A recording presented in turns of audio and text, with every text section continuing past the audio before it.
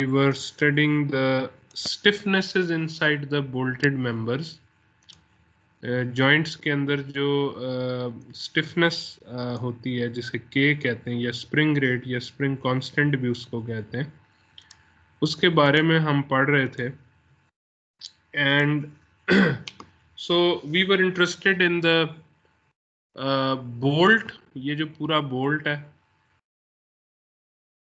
इसकी स्टिफनेस में हम इंटरेस्टेड थे, और ये जो मेंबर्स हैं इनकी स्टिफनेस में हम इंटरेस्टेड थे. और बोल्ट में हमने कहा था कि जी बोल्ट का एक ये पार्ट है जो कि अनथ्रेडेड पार्ट है और ये थ्रेडेड पार्ट है. ठीक है, कनेक्शन के अंदर ये इतना है. So we may as well write it as like this. ठीक है, तो ये कनेक्शन के अंदर जो है this is just like two springs in series. One spring has spring rate of kd, ये जो unthreaded portion की stiffness है, and the other has the stiffness equals to kt जो threaded portion की है. ठीक है, और टोटल जो बोल्ट की स्टिफनेस है वो सीरीज में स्प्रिंग जो लगे उनके फॉर्मूला के मुताबिक 1/kd + 1/kt के इक्वल आती है. ठीक है, इसको जब हमने सॉल्व किया तो we came up with this expression के KB is equal to ADATE/ADLT + ATLD. इसमें AD और AT जो हैं वो थ्रेडेड और अनथ्रेडेड पोर्शन के क्रॉस सेक्शनल एरियाज हैं. E जो है यंग्स मॉडुलस है. LT और LD length of threaded portion और लेंथ ऑफ अनथ्रेडेड पोर्शन है जो यूजफुल वो है. सो LD और LT की वैल्यूज आपको यहाँ से इन इक्वेशंस में से मिल जाती है. खा आप नट बोल्ट यूज कर रहे हो इस केस में या स्क्रू यूज कर रहे हो, कैप स्क्रू यूज कर रहे हो, मशीन स्क्रू यूज कर रहे हो, वो इस केस के अंदर. ठीक है, फिर हमने बात की जी मेंबर स्टिफनेस की कि ये जो मेंबर्स हैं ये जो मेंबर 1 और मेंबर 2 हैं, these are also like springs in series. So 1/k1 + 1/k2 से इनकी निकल आनी चाहिए. अब ये k क्या है ये निकालने के लिए एक तो हमने बात की कि अगर गैस्केट लगी हो सॉफ्ट मटेरियल की, रबर की, तो फिर तो उसकी k की वैल्यू इतनी स्मॉल होती है, तो k का रेसिप्रोकल इधर आ रहा होता है इस इक्वेशन के अंदर 1/k, तो उसकी 1/k की वैल्यू गैस्केट की बहुत बड़ी हो जाती है. सो 1/km essentially becomes 1/k gasket. ठीक है, बाकी सारे के हम निगलेक्ट कर देते हैं, ये K1 K2 K3 इसके मुकाबले में बहुत छोटी वैल्यूज होती हैं. सो ये तो गैस्केट के लिए वाले केस के लिए हो गया. अगर गैस्केट नहीं लगी हुई तो फिर हम कोनिकल फ्रूस्टा का मेथड यूज करते हैं जिसमें हमने फॉर एग्जांपल ये एक इक्वेशन थी, लेट्स से दिस वन. ठीक है, इसके अंदर आप अल्फा को 30 डिग्री लेते हैं, ई जो है जो भी आपका मटेरियल है उसको लेते हैं. Small d is the diameter of the bolt, capital D is the diameter of washer और द बोल्ट हेड जिससे भी कांटेक्ट में हो आपके मेंबर की सरफेस, और T is the thickness of the member. ठीक है, ये तीन चीजें आपको पता हो तो आप ये निकाल सकते हैं K की वैल्यू. ये किसी भी एक मेंबर के K की वैल्यू होगी. इससे आप K1 निकाल सकते हैं, K2 निकाल सकते हैं, K3 जितने भी मेंबर्स हैं कनेक्शन के अंदर सब केस की वैल्यू निकाल के 1/k मेंबर फाइंड आउट कर सकते हैं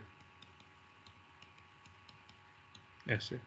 ठीक है, अगर आप अल्फा को 30 डिग्री ले लें तो ये इक्वेशन 20 के अंदर कन्वर्ट हो जाती है.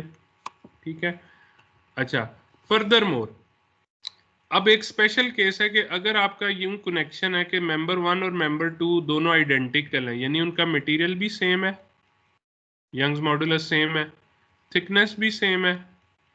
ठीक है, और जो है वो आइडेंटिकल हैं दोनों, तो उस केस में आपको पता है क्या होगा, 1/km, ऑब्वियसली इनका k भी सेम होगा, मटेरियल सेम है, तो 1/km would be equal to, या इसको मैं दूसरी साइड पे लिख लेता हूँ, 1/km would be equal to 1/k + 1/k, क्योंकि दोनों का सेम है.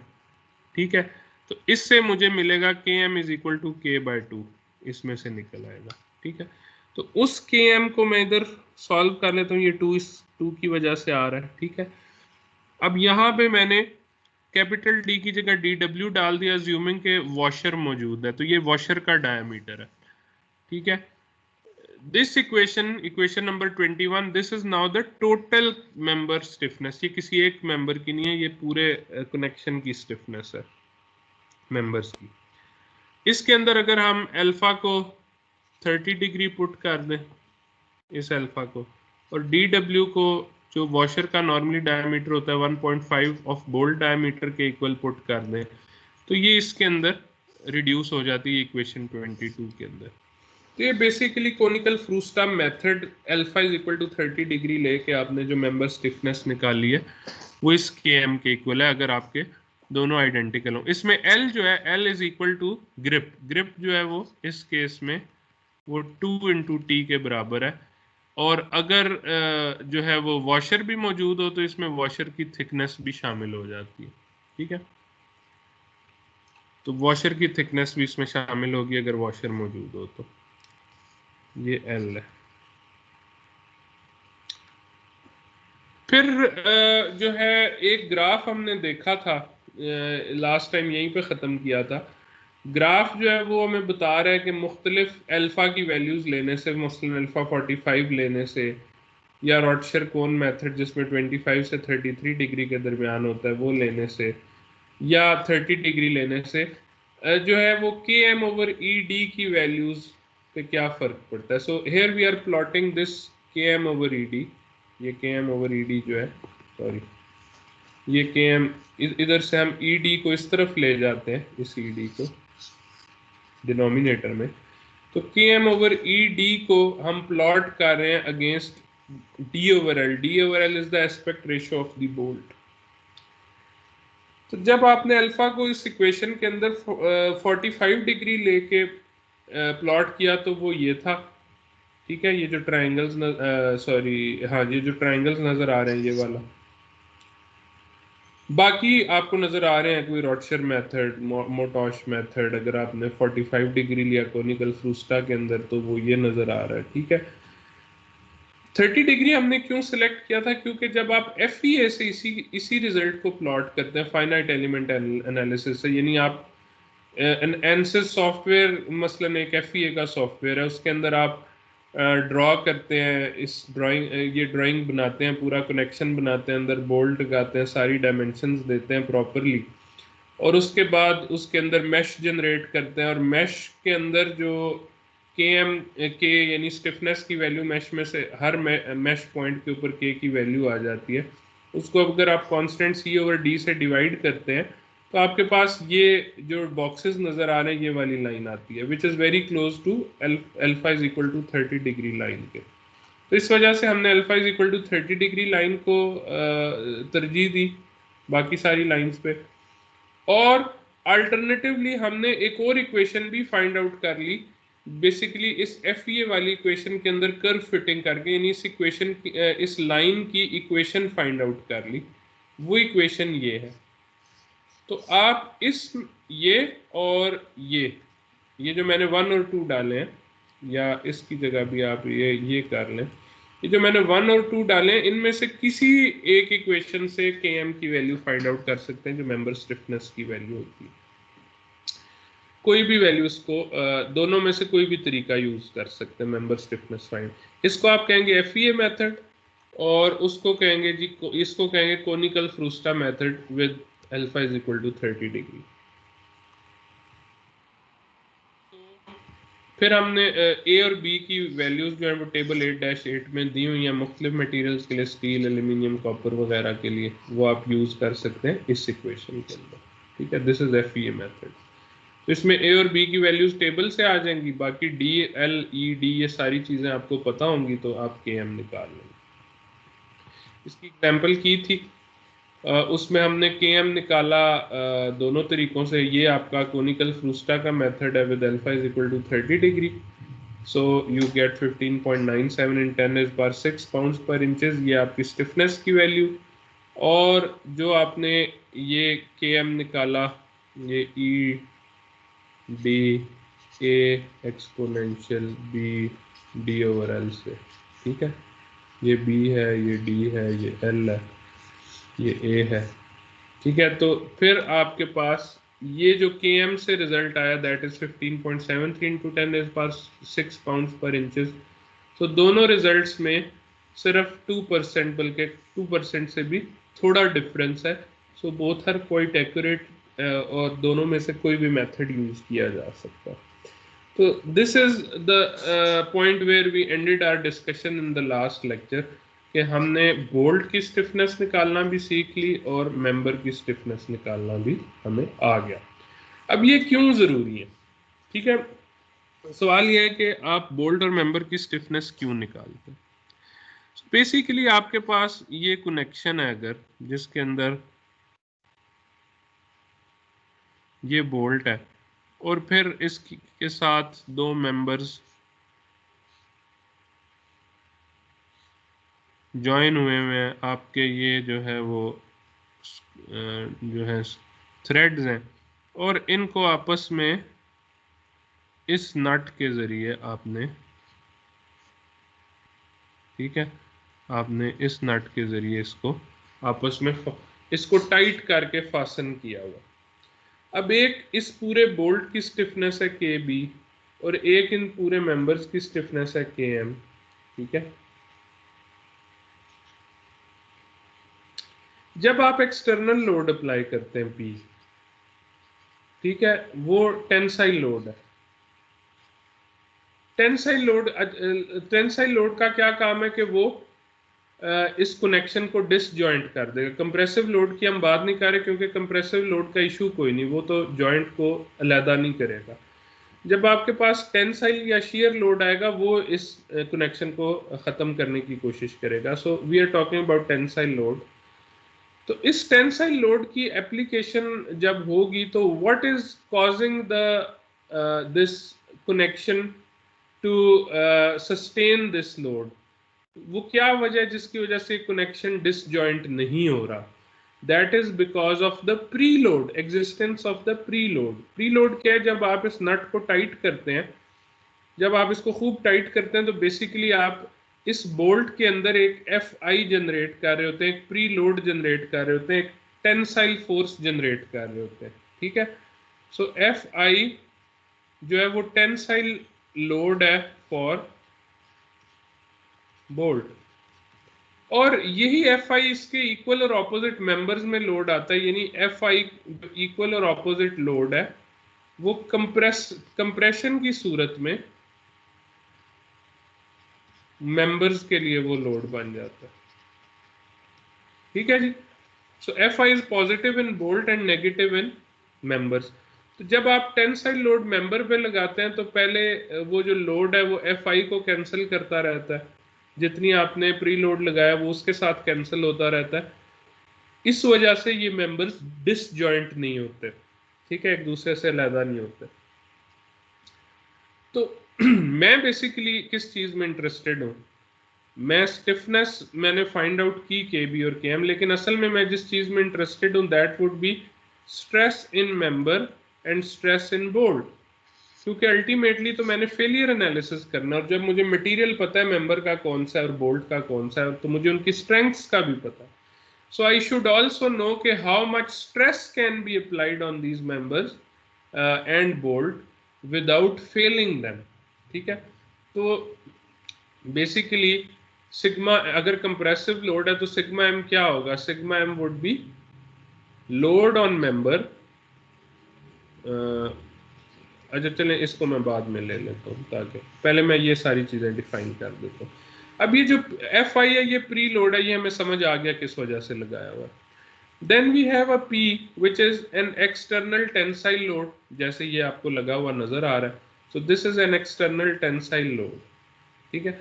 अब ये जो लोड लग रहा है, इसका कुछ पोर्शन बोल्ट को बर्दाश्त करना पड़ेगा और कुछ पोर्शन मेंबर्स को के ऊपर आएगा, ठीक है। some portion of the P has to be supported by the bolt and some of the portion has to be supported by the member. तो आप PB जो है that is the portion of the bolt that is portion of the total external load which is taken by the bolt, and PM is the portion which is taken by the member. ठीक है, तो आप ये भी कह सकते हैं कि टोटल जो एक्सटर्नल लोड है that is equal to PB plus PM। अच्छा, अब ये तो एक्सटर्नल लोड की बात होगी, टोटल लोड कितना आएगा बोल्ट पे?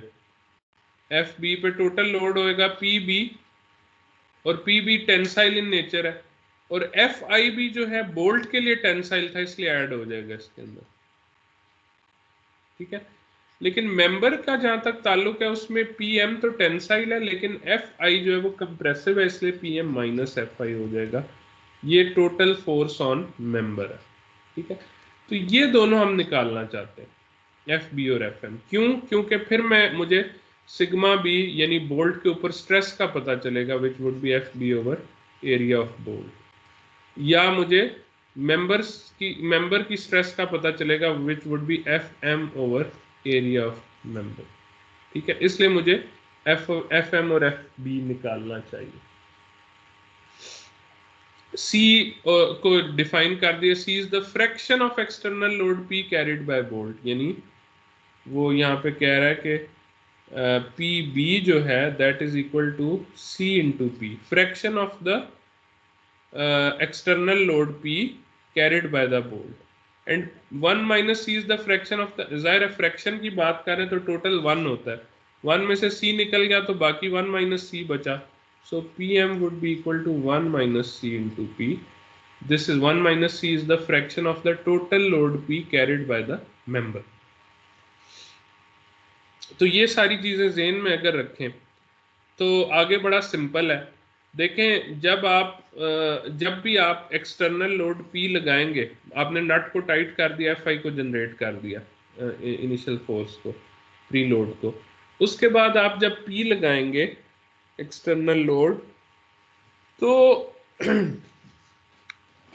एक्सटर्नल लोड जो है वो कोई इस कनेक्शन के अंदर डिफ्लेक्शन प्रोड्यूस करेगा, कोई इलोंगेशन आएगी। ठीक है, ये जो इसकी लेंथ है ये या जो इसकी टोटल थिकनेस है लेंथ, ये L प्लस डेल्टा हो जाएगी। और इसी तरह ये बोल्ट की लेंथ भी, इस पोर्शन में बोल्ट की लेंथ जो ये भी इतना डेल्टा ही इंक्रीज होगी, क्योंकि दोनों कनेक्टेड है आपस में, दोनों में चेंज इन लेंथ एक जितना आएगा। तो अगर मैं कहूं कि delta B is equal to PB over KB, क्योंकि आपको पता है F is equal to KX या K डेल्टा होता है, ठीक है, चेंज इन लेंथ, तो delta is equal to F over K। तो यहाँ पे एक्सटर्नल लोड जो B उठा रहा है दैट इज PB, और वहां पे स्टिफनेस भी बोल्ट की आएगी, और जब हम मेंबर की बात करेंगे तो PM ओवर KM हो जाएगा। लेकिन ये जो स्टिफनेस है, सॉरी, ये जो डिफ्लेक्शन है और ये जो डिफ्लेक्शन है, ये दोनों इक्वल होंगी क्योंकि एक कनेक्शन है। तो दैट मीन्स के delta B would be equal to delta M, यानी PB over KB would be equal to PM over KM, which means के PM would be equal to PB KM over KB। ये जो relation आपके सामने, ठीक है। Since you know के P is equal to PB plus PM, ये आपने पहले से डिफाइन कर लिया हुआ है। अब मैं अगर PB की वैल्यू निकालना चाहूँ तो मैं PM की जगह P माइनस PB डाल देता हूँ, और यहाँ मैं PB के लिए सॉल्व कर लेता हूँ, तो मेरे पास ये रिलेशनशिप आएगा। और अगर मैं इसको PM के लिए सॉल्व करना चाहता हूँ, PM की वैल्यू निकालना चाहता हूँ, तो मैं इस PB की जगह P माइनस PM डाल के PM के लिए सॉल्व कर लूंगा। ठीक है, तो मेरे पास PM की एक वैल्यू आ जाएगी जो इधर नहीं लिखी, लेकिन बहरहाल मैं PM के लिए उसको भी सॉल्व कर सकता हूँ। अब देखें, PB के लिए जो मैंने इसे सॉल्व किया तो that became PB is equal to KB P over KB plus KM। Now what we defined here was कि C is the fraction of external load P carried by bolt, यानी PB is equal to CP था। ठीक है, PB is equal to CP। और अगर आप इस equation में देखें तो फिर ये वाला जो पोर्शन है,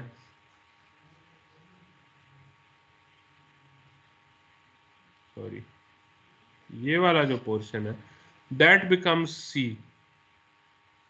ठीक है, तो PB is equal to CP के इक्वल हो जाएगा।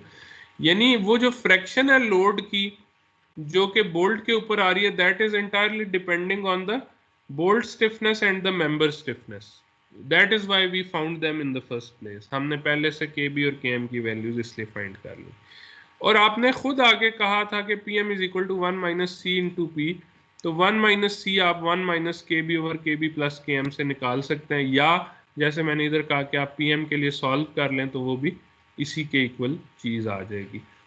सो अब हमारे पास तो सी की वैल्यू क्या आ गई जी, सी की value K B over K B plus K M मैंने फाइंड आउट कर ली। अब मुझे पता है कि बोल्ट की stiffness is always going to be equal to C P and sorry external load carried by bolt is always going to be equal to C P and member के ऊपर जो लोड लगना है that is going to be 1 over C P. C क्या है, सी is equal to के B over K B plus K M. ठीक है, पोर्शन हमें एक्सटर्नल लोड का पता चल गया। टोटल लोड क्या होगा वो हमें पता है कि F B is equal to P B plus F I है, और F M is equal to P M minus F I है। ये मैं पहले ही एक्सप्लेन कर चुका हूं। सो दैट मीन्स कि अब मुझे टोटल लोड ऑन बोल्ट और टोटल लोड ऑन मेंबर पता है, मैं स्ट्रेसेस भी निकाल सकता हूं। So this is why we need the stiffnesses. बाकी स्ट्रेस एनालिसिस बाकी मैं आगे उसकी डिटेल में नहीं जाता, वो आपको पता ही है। अगर आपका स्टैटिक लोड हुआ तो आप सिग्मा निकालेंगे, उसके बाद मैक्सिमम शियर स्ट्रेस थ्योरी या वॉन माइसेस थ्योरी यूज करके जिस भी मटेरियल का बोल्ट और जिस मटेरियल का मेंबर बना उसकी यील्ड स्ट्रेंथ्स निकाल लेंगे, और उससे कंपेयर करके आप बता देंगे कि फेलियर अकर हो सकता है या नहीं।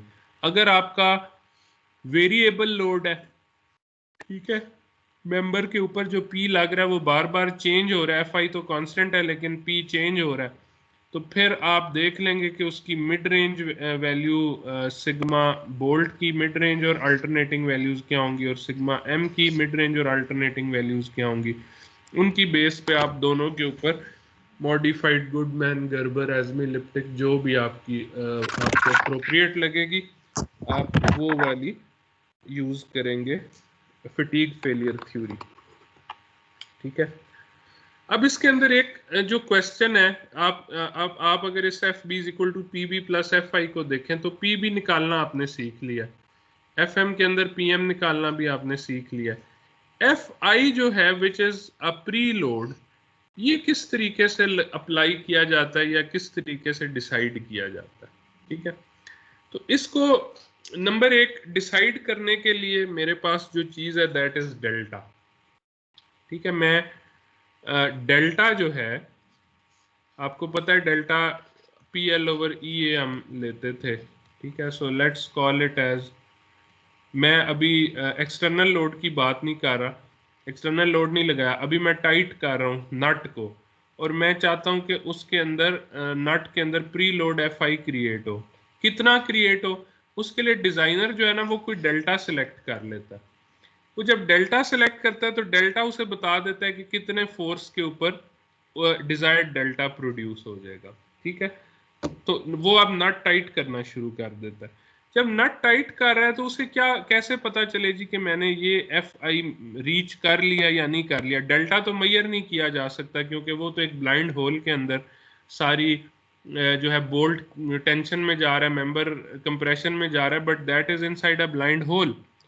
So what do I do, ठीक है, मैं कैसे लगा सकता हूँ एफ आई की वैल्यू कि वो डिजायर्ड डेल्टा ही अचीव हो। उसके लिए दो तीन मेथड्स हैं, एक को कहते हैं टॉर्क रेंचिंग, एक को कहते हैं impact wrenching, pneumatic impact wrenching, और एक को कहते हैं turn of the nut method. ठीक है, टॉर्क रेंचिंग एक ऐसा रेंच होता है जिसके ऊपर डायल लगा होता है, उस डायल के अंदर टॉर्क नजर आ रहा होता है कि कितना टॉर्क लग रहा है। अब जब मुझे टॉर्क नजर आ रहा है तो मैं उसका रिलेशनशिप निकालूंगा एफ आई से। ठीक है, क्योंकि मुझे डिजायर्ड एफ आई की वैल्यू का पता है, टॉर्क का नहीं पता, तो मैं टॉर्क की वैल्यू एफ आई से निकाल लूंगा। कैसे निकालूंगा, बेसिकली ये आपने फॉर्मूला पढ़ा था इंक्लाइन टीथ के लिए, एक तो स्क्वायर टीथ थे ना, जो एजमी लिप्टिक के लिए आपने torque required to raise the load पढ़ा था, वो ये था। हाँ, अलबत्ता उसमें अल्फा की वैल्यू जो है वो डिफरेंट होती थी, 29 डिग्री होती थी, 20 समथिंग डिग्रीज होती थी। यहाँ पे अगर आप मेट्रिक थ्रेड यूज कर रहे हैं या यूनिफाइड थ्रेड यूज कर रहे हैं तो अल्फा की वैल्यू 60 डिग्री ले लेंगे। ठीक है, बाकी वही फॉर्मूला है, ये कॉलर वाला फॉर्मूला है कॉलर फ्रिक्शन को ओवरकम करने के लिए, क्योंकि जब आप नट और बोल्ट को टाइट करते हैं तो बोल्ट का हेड जो है that acts as a collar, तो इस वजह से कॉलर को भी इंक्लूड कर लिया। अब आप देख सकते हैं कि यार मुझे अगर एफ आई की वैल्यू जो है वो एक्स डालनी थी तो टी की क्या वैल्यू होनी चाहिए। ठीक है, टी की वैल्यू आपके पास आ जाएगी for found out value of F I. आपने एफ आई की वैल्यू ऑलरेडी डिसाइड की हुई है, उसके लिए आपको टॉर्क की वैल्यू पता लग जाएगी कि कितने टॉर्क पे वो एफ आई क्रिएट हो जाएगा। तो यहाँ पे आपने टॉर्क सिलेक्ट करना है वो वाला जो कि आपको फॉर्मूला में से एफ आई के अगेंस्ट मिले। तो टॉर्क चूंकि आपके रेंच के ऊपर डायल के अंदर नजर आ रहा है कि कितना टॉर्क, सो नॉर्मली ये जो बड़ी बड़ी हाई क्वालिटी प्रोडक्ट्स को मैनुअली जहाँ पे मैन्युफैक्चर किया जाता है या असेंबल किया जाता है, जैसे ऑटोमोटिव पार्ट्स हैं या ऑटोमोटिव प्लांट्स हैं, उनके अंदर अगर किसी जगह के ऊपर जो है मैनुअली कोई नट टाइट करने का ज़रूरत पेश आए तो वो नॉर्मली टॉर्क रेंच प्रोवाइड किए जाते हैं। आप लोगों ने शायद बहुत सारों ने कभी ना देखा हो, लेकिन उसके ऊपर एक डायल होता है जो कि टॉर्क बता रहा होता है। अगली चीज़ है जी न्यूमेटिक इम्पैक्ट रेंचिंग। ठीक है, इसके अंदर क्या होता है कि अगेन टॉर्क आपने कोई फिक्स टॉर्क अप्लाई करना है, उससे ज़्यादा पे नहीं जाना। तो ये एक आपने न्यूमेटिक टूल्स देखे होंगे नट बोल्ट्स को टाइटन करने के लिए, अक्सर टायर शॉप्स में भी देखा होगा कि एक कंप्रेसर होता है, उसके आगे एक सिलेंडर होता है एयर को स्टोर करने वाला, उसके ऊपर एक प्रेशर गेज लगा होता है जो बता रहा होता है कि सिलेंडर के अंदर एयर किस प्रेशर पे है, और उससे आगे पाइप्स के आगे टूल्स लगे होते हैं जो फॉर एग्जांपल गाड़ी के टायर को अगर किसी ने उसके नट लगाने हैं तो वो फिर न्यूमेटिक टूल के थ्रू, न्यूमेटिक न्यूमेटिक इज जिस तरह हाइड्रोलिक में कोई लिक्विड होता है जो कि थ्रस्ट प्रोवाइड करता है या मीडियम होता है फॉर ट्रांसफर ऑफ लोड, यहाँ पे एयर होती है न्यूमेटिक मटेरियल्स में, न्यूमेटिक एक्चुएटर्स के अंदर। सो न्यूमेटिक एक्चुएटर आगे लगा होता है, वो रोटेट करता है और नट को टाइट कर देता है। तो बेसिकली वो जो पीछे टैंक लगा हुआ है, न्यूमेटिक टैंक जो कंप्रेसर के आगे लगा हुआ है, उसके ऊपर प्रेशर को आप एडजस्ट करके अपनी आउटपुट पे टॉर्क को भी एडजस्ट कर सकते हैं। So this is known as pneumatic impact wrenching. और आखिरी जो है वो turn of the nut method, इसमें सिंपल है कि आप एक एक कंडीशन होती है उसको कहते हैं स्नग टाइट, ये आगे अगली स्लाइड पे लिखा भी हुआ है। स्नग टाइट क्या होता है कि जब आप नट को पूरी तरह से अच्छे से टाइट कर चुके हो तो दैट इज स्नग टाइट। और जो है वो अप्रोप्रिएट एफ आई कब क्रिएट होता है, जब आप स्नग टाइट कंडीशन से भी 180 डिग्री मजीद रोटेट कर दें नट को, यानी half a rotation after the snug tight condition वो आप दे दें। So this is the most basic method. ये तो आप आपने खुद भी ऐसा किया होगा, कोई ना कोई नट या बोल्ट कभी ना कभी टाइट करते हुए ये देखा होगा कि जब वो अच्छी तरह टाइट हो जाए तो आप थोड़ा सा और मजीद उसको रोटेट करते हैं ताकि इसके अंदर अच्छा प्री लोड जनरेट हो जाए। सो ये तीनों लिखे हुए हैं। ये टॉर्क रेंच के अंदर बिल्ट इन डायल होता है जो कि टॉर्क बता रहा होता है, ये सबसे अच्छा मेथड है। फिर इम्पैक्ट रेंचिंग है जिसमें एयर प्रेशर को इस तरह एडजस्ट कर लिया जाता है कि रेंच जो है वो प्रॉपर टॉर्क लगाने के बाद वो स्टॉल कर जाता है, उससे ज़्यादा उसके अंदर टॉर्क मौजूद नहीं होता उससे ज़्यादा अप्लाई करने के लिए। और turn of the nut method के अंदर स्नग टाइट कंडीशन के बाद 180 डिग्री उसको मजीद रोटेट करना है, तो फिर आपके पास प्रॉपर एफ आई क्रिएट हो जाएगा। ठीक है, अब ये जो टॉर्क का मैंने आपको फॉर्मूला बताया था, इसके अंदर आपको याद होगा ये जब हमने डिराइव किए थे इस तरह का फॉर्मूला, तो ये लीड ऑफ द स्क्रू थी, ये सरकमफ्रेंस जो है वो पाई डी एम के इक्वल था और ये एंगल लेमडा था। तो tan lambda was equal to L over pi D M. तो ये इधर L over pi D M यानी न्यूमरेटर और डिनोमिनेटर को डिवाइड करते जाएं पाई डी एम से, तो ये L over pi D M हो जाएगा, इधर से पाई डी एम कट जाएगा, इधर से कट जाएगा, और इधर भी L over pi D M हो जाएगा। तो तमाम L over pi D Ms को tan लैम्डा से रिप्लेस कर दें तो आपके पास ये एक रिलेशनशिप आ जाएगा, ठीक है। और इस रिलेशनशिप को मैं मज़ीद सिंप्लीफाई करता हूँ एक दो assumptions के साथ या अप्रोक्सीमेशंस के साथ। तो width across flats equal to 1.5 times the nominal size of the bolt, ये हमें पहले भी हम वॉशर के उसमें भी कर चुके हैं।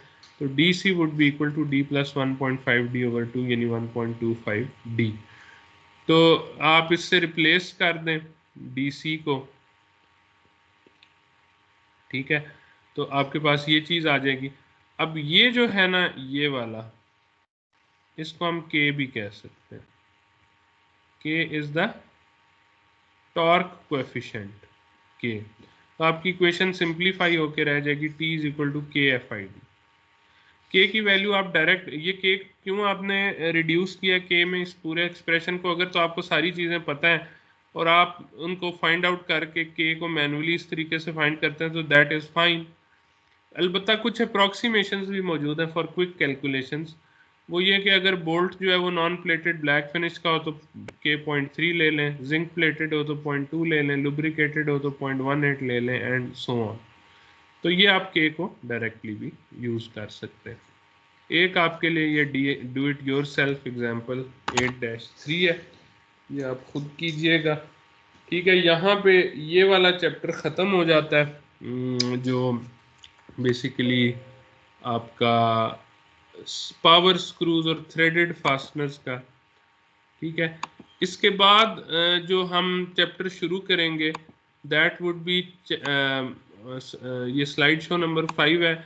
इसके अंदर ये मैंने अपलोड कर दिया हुआ LMS पे, आप देख सकते हैं। This is actually chapter number 7, shafts and shaft components, ठीक है। ये मैंने पहले छोड़ दिया था बीच में से, चैप्टर 8 पे मैं डायरेक्ट चला गया था क्योंकि ख्याल यही था कि आप लोगों के एग्ज़ाम्स 15 फरवरी से होंगे, तो मैंने जो भी वीक्स पीछे बचे थे उसके हिसाब से, क्योंकि शैफ्ट के ऊपर हम चैप्टर 5 और चैप्टर 6 में जो भी फार्मूलाज हमने देखे हैं, डिराइव किए हैं, जो भी काम किया है फेलियर थ्योरीज के ऊपर, वो ज़्यादातर सर्कुलर क्रॉस सेक्शन की एलिमेंट्स के ऊपर ही किया, विच आर शैफ्ट्स बेसिकली। अगर उन पर टॉर्क लग रहा हो तो शैफ्ट बन जाती है।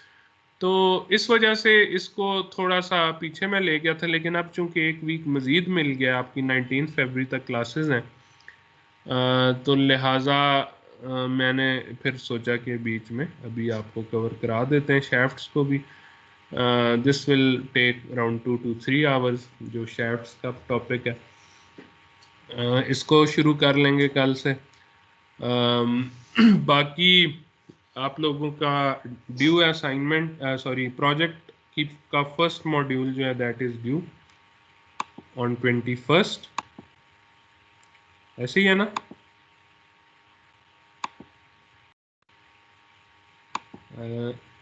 अगर कोई क्वेश्चंस हैं तो पूछिए, अदरवाइज मैं रिकॉर्डिंग स्टॉप कर दूंगा। प्रोजेक्ट पे भी मैंने कुछ बात करनी है।